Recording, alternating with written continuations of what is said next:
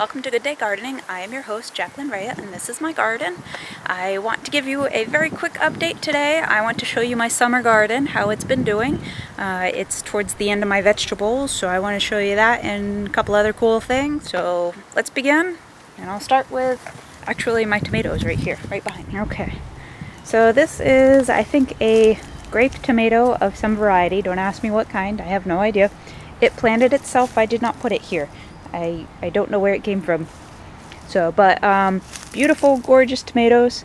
They are over ripening. I am going to harvest these as soon as I'm done, but I didn't want to harvest them before I took the video.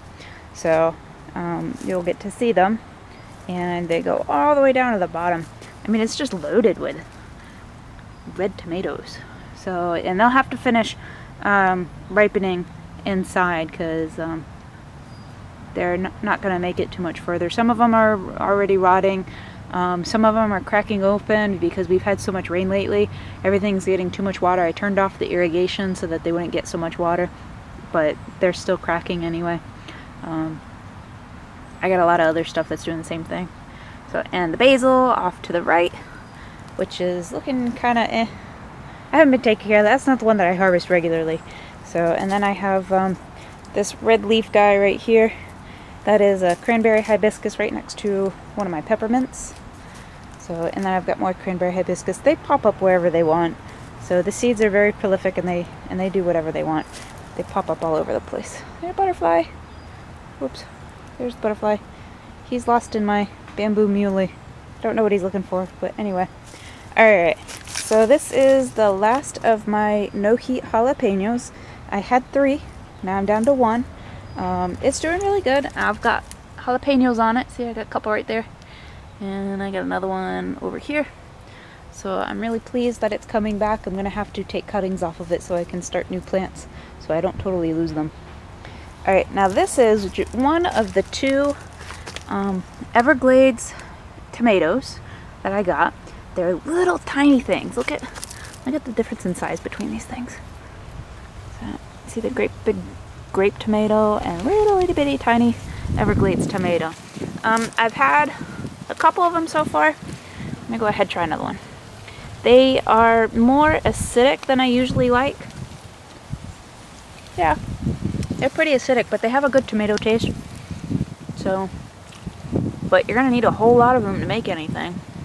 So, and again, I'm having the problem where you can see here, we've gotten so much rain lately that everything's really cracking from all the overwatering that it's getting. So, well, alright. My banana, and I think it's an ornamental banana. I don't think it actually produces bananas. Alright, and so this one right here is my persimmon tree. And the pot that it's in, I think I'm going to have to retransplant it again. Or do something with the pot, because the pot is holding too much water. I actually had to take the irrigation out of the pot because everyday watering, it just wasn't draining well enough. And this is Aranthemum or blue sage. Okay, I've got my citrus and my peach, which really needs to be trimmed back because he's growing wild, and if I don't trim him back soon, then it'll be too late. So I've got to do that within the next month. Actually, a couple weeks. Alright, this is a bay leaf tree that I bought. It's actually my mom's. I bought it from my mom. And then I'll see her later this week, so I'll be able to give it to her. Okay, and then these are the other tomatoes. Okay, so these are the cherry tomatoes. So, and again, you can see the difference in size. So, a little bit. And again, these are also more acidic than I usually like. This is, I don't know what specific variety of cherry tomato. It just said cherry tomato. It is not the Sweet 100s that I usually get. I usually get Super Sweet 100 cherry tomato, and those things are delicious and extremely heat resilient. So you can see all my leaves are pretty much dead. And once I harvest all the tomatoes, that will be the end of it. I will not get more. I will probably put one of the tomatoes down into the soil so that it will produce seeds for next year, but that's it. And then I've got this is a better bush, which is the big tomatoes. They're kind of medium size. The plant's actually looking pretty good. It's looking better than the cherry tomato. I always thought cherry tomatoes were more heat tolerant than, the big guys, because the super sweet 100s are, and those are the ones that I've always grown before. And this one is not the super sweet 100. I guess it's just a regular cherry tomato, I don't know. And then I've got some Roma tomatoes, one with blossom end rot. There you go. Nice big ugly butt, but the rest of it's fine, so I'm just gonna keep it. And again, I'm just waiting for them to finish producing, and then that'll be done for it. When the nighttime temperatures get around 80 degrees on a regular basis, then tomatoes pretty much won't survive. They'll just kind of kick back and say, I'm done, bye. And they'll pretty much just wither away and go to the la la land. And that's why I got the Everglades tomato. This is the second one, because this one is supposed to be able to handle those warmer temperatures. So it'll be interesting to see how much warmer it'll survive. This is the second one, and it is growing quite large. I'm actually pretty impressed with it. It looks good. And behind it is my asparagus, which is bolting because I can't keep track of when to harvest it. They just keep producing more and more asparagus, and I forget to go harvest it, and then it just bolts up, and I was like, ah. Okay, this guy right here is for me. This is an ever-bearing dwarf mulberry bush. I guess I can't really say it's a dwarf mulberry bush, but it's a mulberry bush, and it's supposed to be a dwarf. It's not the trees, because there's trees, and then there's shrubs, and this is the shrub variety. And so it only gets to be about the 6 to 8 foot height. My neighbor has one. I've been lusting after my neighbor's mulberry shrub for many years since I first saw it. The fruits are absolutely delicious, and they're prolific. They produce all the time, which is why I wanted it. And then this guy is actually a dwarf mango, and it's let me see if I can find the name of it because I forget. Pickering. It's a Pickering mango, and this is another one I bought from my mom because I went to a Rare Fruit Council plant sale not too long ago, and look at what's happening here. So, ta-da! It already split open. And again, I think it's because of the rain that we've been getting. I'm not entirely certain. I will have to look it up because I really don't know. I just noticed it as I came out here to videotape. Oh well. Okay. So, and then this big mass of greenery right here with little white flowers. I've got my Arabian jasmine. So, and man, I came out here one day and I could just smell the jasmine. It was really fantastic. Okay, and then the tall guy. And look, there's a flower up there. Let me see if I can zoom in. Zoom. There's a flower here. It's my evergreen plumeria, and it's starting to get its flowers back. It's not focusing. Okay. Well, it doesn't want to focus for me, but anyway. So I've got lots of little flowers coming on it now, which I'm really happy about because it is a very pretty tall plant. It is at the 5.5 feet tall stage right now, I want to say. Okay. And then this guy in the background, if you can see it, this one, that's my Thai basil. And my lemon basil, that's what that one is. So nice, big and bushy. I swear I try to keep on the flowers. I try to keep the flowers cut down. Every morning I come out here when I go to harvest, I'm always cutting the flowers off first and then I harvest the leaves. So it does keep it kind of short, but whatever. It's nice and bushy though. I like it. It's very pretty. And all my chard are still doing good. So I've been harvesting it as much as I can. Or as much as I eat, really. Okay.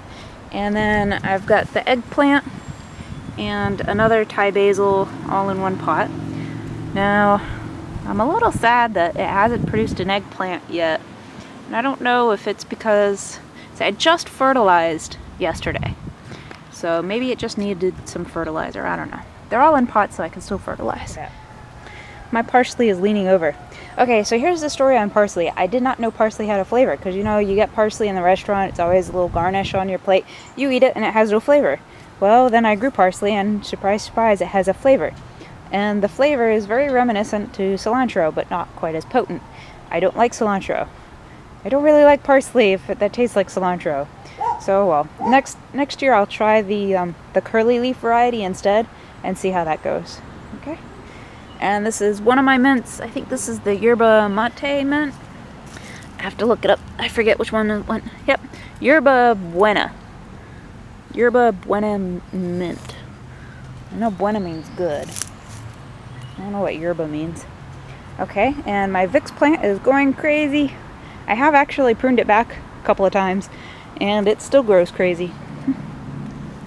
And it's even went crazy. It grew little pups on the ground. Ha! Alright, and then I've got my azostasias. Here's the flowers to the azostasias. And I got the small ones in the grounds and then the big ones in the birdhouse. And I took some cuttings on some Vicks plants to see how they would do, and they're doing fantastic. So no complaints there. Very easy guy to propagate. This is my chocolate mint, which has filled out quite nicely. It was very sparse when I first put it in this pot, and now it has really filled out, so I'll be able to use it soon, which is great for summertime, because I love making tea, and adding some of the chocolate mint to my tea would be great. Alright. I get this guy right here is my thyme, and thyme doesn't seem to handle the heat too well. It's been dying back. I don't know what to do about it, in all honesty. It's either going to die out through the heat of summer. I might try moving it to a shadier spot. I don't really know. I can't say, because it's the roots are in the ground, or in the soil. So it'll be hard to, if I move it, I'll be damaging the roots. And I got to make sure I get some irrigation to it. Right now it's a little bit dry, because like I said, I have the irrigation turned off because we got so much rain last week. So, but evidently it needs a little more. Okay, this is another mint in right here. This is the apple mint, which I'm happy to have. It's not filling in quite as much as the chocolate mint, but it's still looking very good, because it was also pretty sparse when I put it in here. It didn't have hardly any center leaves, and now it's got some, and a weed that I gotta pull out. Okay, now if you look in the ground, see these guys here, this guy here, this guy here, and all through around here. These are some amaryllis that I planted. I'm not a fan of amaryllis, but I got these from someone who got them from someone, and they are from someone who typically enjoys unusual colors.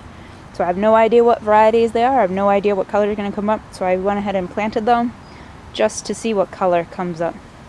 Okay. Now, if you paid attention to my Facebook page, I posted a picture of these 5-foot tall collard greens. And I asked the gentleman who was growing, I said, how old are these things? He said they were 5 years old.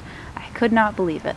5 years old and 5 feet tall. So I was like, well, shucks, I better put my collards in the ground then. So that's exactly what I did. I put both my 2 collards, which are this guy and the guy back here, and my cabbage, which is this guy right here. It's a market price cabbage. And I also put my eggplant, which is this guy right here, all in the ground, just to see how they would make it. And they took to transplanting pretty well. Again, I got to put the water back on for them, because they were getting plenty of water with all the rain. And it didn't rain today, and it didn't rain yesterday. So they're looking a little peaked. But considering, you know, they haven't had two days of rainfall, they're actually looking pretty good. So I'm not minding it.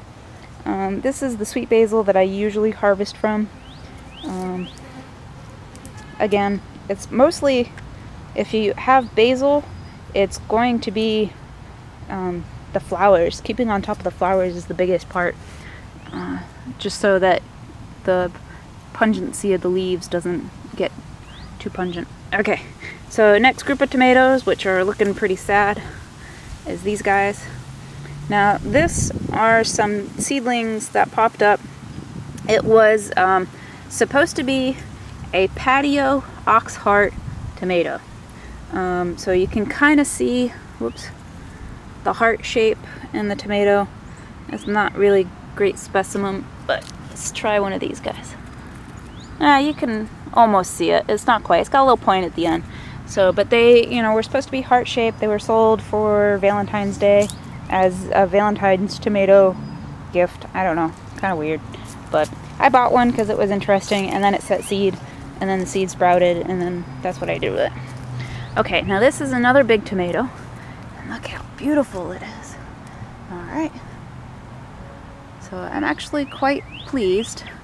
Now, what variety is this? Let me see if I still have the tag in here, because I'm not sure. I've got a tag right here. Oh, it's broken. Let's see. What does this say? Oh, Brandywine. Aha! These are Brandywines. Well, that's great to know. So they are still green, but the leaves are looking great, so I haven't seen any heat problems on them. The soil's a little dry, but the soil has been consistently dry in this one because the irrigation I had on here wasn't enough at first, and then I upgraded it, and then I guess it was already used to having very little irrigation, so it obviously doesn't need much now. So I'm really pleased with how it looks. Super healthy green leaves, and you know, you could see a little bit of spotting on the leaves. Those are from little insects, but they're really not doing overall damage to the shrub. So I just kind of leave them. If I don't have to spray, I don't. I'll only spray if I feel I need to, and then I'll spray with neem oil. Alright, so let's see. Okay, the gardenia shrub is looking okay. I haven't been able to fertilize it again. They turned fertilizer off on June 1st. So all my stuff that's in the ground, you know, I fertilized it while I could, but now I can't fertilize it because of the law. I do have some essential minor elements, so I may try to put some essential minor elements down to see if I can get it looking a little better. It actually looks fine. It's just a little sparse on the leaves. The leaves usually are filled in more, and for some reason, I guess the heat and not being able to be fertilized part kind of makes the leaves look sparse. So, but it still looks good, and I still got occasional flowers. Oh, hey, check this guy out. This is my goldenrod, and boy, is it tall. So it's, that tallest one is probably getting close to 5 feet 8 inches, I want to say. It's pretty tall. It's a lot taller than I am. And I'm only 5 feet, which is pretty short, but that's how I measure everything by. Okay, so the guy right next to it, this is my lemongrass, which is looking fantastic. And I've got 2 more lemongrass here and here. And then my sugarcane, which actually needs to be trimmed back because I let it dry out too much a few months ago. And so it started to die out, and then I started watering again, and it came back. Alrighty, look at the sea of white. Oh my god. I just love my rain lilies. Don't ask me why. I mean, look at this ocean of little white flowers. All the rain we got last week, just this whole plethora of little white flowers. I mean, don't you just love that? I just love coming out here and seeing these little guys. And they'll pop up every once in a while throughout the year. But right now I think is their prime time. So when I walk around the neighborhood with the dogs, I see them popping up in other people's yards. You normally don't see them in other people's yards. And all of a sudden they just decided to pop up because of all the rain we had. And this is the time of year for them to do it. Okay, and my devil's trumpet is looking very healthy, very nice, very lovely. So they seem to have gotten through their spider mites pretty well. There's still a few traces of the sick leaves from when they were attacked, but otherwise doing well. Okay, check this guy out.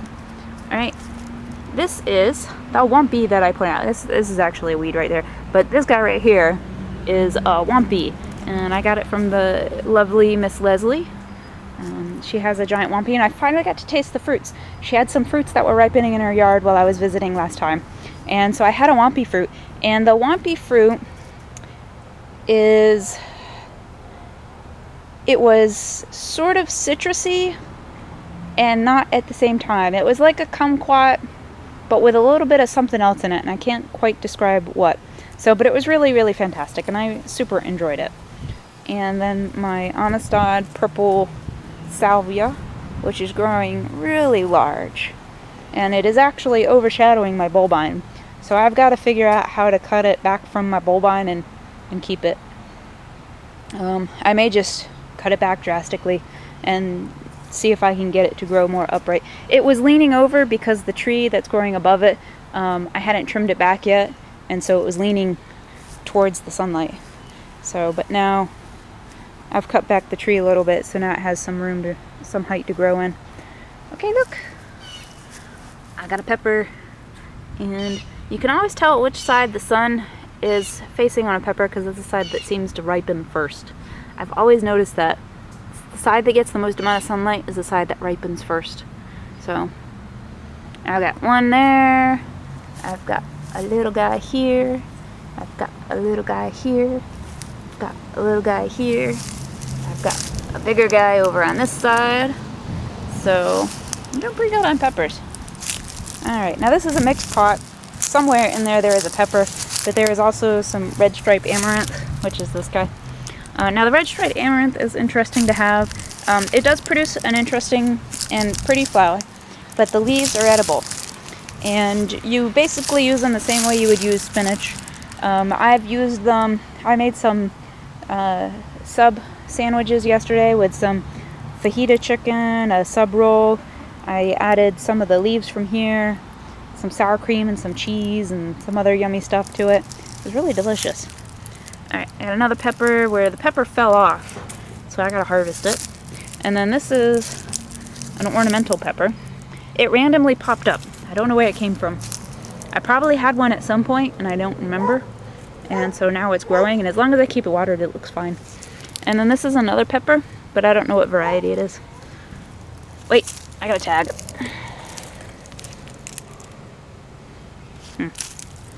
Sweet pepper patio red bell. Patio red bell. So it is a red bell pepper. Patio meaning that it's gonna stay short. It's not gonna get as tall as bell peppers usually get. Okay. So and there's my aloe, and oh, I want to show you this grass. Okay. Now, ignoring the red striped amaranth, because the red striped amaranth reproduces as fast as the cranberry hibiscus does, all over the place. Look at this fine little textured grass right here, and tell me what you think about it, because I think it's absolutely adorable. It's a cute little tiny grass. It doesn't grow more than, I don't know, 12 to 16 inches, and it has these cute pink plumes, which are hard to see. But right here, see these little cute pink plumes? They do easily self-seed, so like these guys, I didn't plant them here. They seeded here on their own. As long as they're watered, they do really well. And you really only have to water them maybe twice a week. And I think that's it. At most. I think I can get away with once a week. But as long as they get at least one good watering, they do really well. So if you need a small border grass, because that's exactly what these would be used for, is they would be used as a small bordering grass, and that has, you know, interesting color, nice fine light texture to it.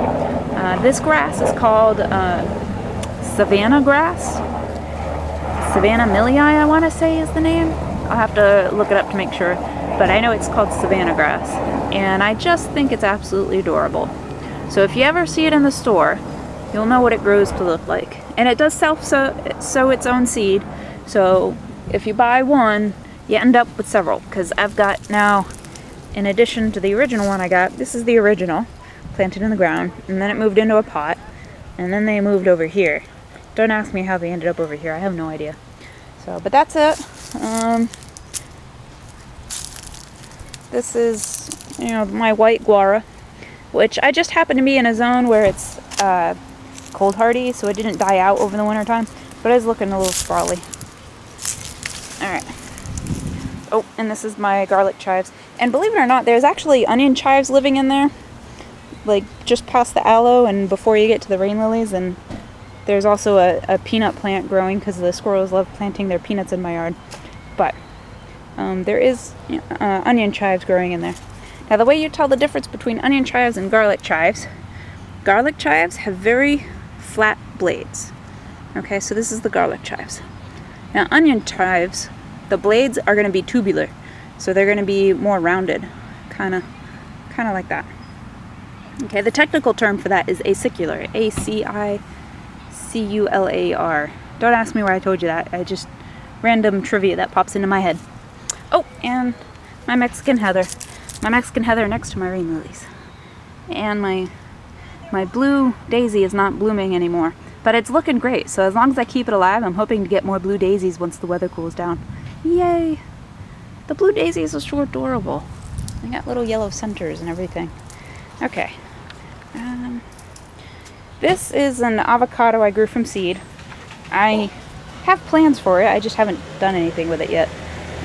But I do have plans for it. I'm not going to grow it up into a big tree I'm going to keep it short and small, probably about people size, so I can harvest from it. Avocados should be able to take that, keeping it at people size. And keeping it smaller than people size would be quite the trick, but people size I think should be okay. And then, because these guys are blooming, these little snapdragons. So I was quite pleased to still have snapdragons. They survived, and they're actually in the pot in the front too. So I was happy to see that they survived. Okay, and the geraniums are not blooming right now. And it's probably a combination of both the heat and also all the water. They tend to bloom better when they're dry. They don't bloom as much when their soil is moist. And then, surprise, surprise, I still have one petunia left. Okay, all the others have pretty much passed on. The heat of summer and all. Yeah, don't mind the hose. But, you know, I got one petunia plant still going. And then, just for kicks, because we're already over here, this is my Exocaria. Jungle Fire is the variety. Exocaria is the, I don't know if that's the genus name or something like that. But anyway, it's a pretty leaf. It's got red underneath, and then the green and like a cream color on top. So it's a beautiful plant, and it doesn't grow very big, so it's doing well in my hanging basket. Alright, well, as I look out amongst my plants, I'm gonna say adieu, or bon voyage. Okay. Oh, here's the butterfly again. Oh, he really likes being around the muley grass for some reason. He doesn't like being on camera though. I'm gonna stop chasing him now. Okay, well that's it for today. I hope you enjoyed my update. So I'm going to hurry up and harvest all my tomatoes and head inside, and I will see you next time. Have a good day.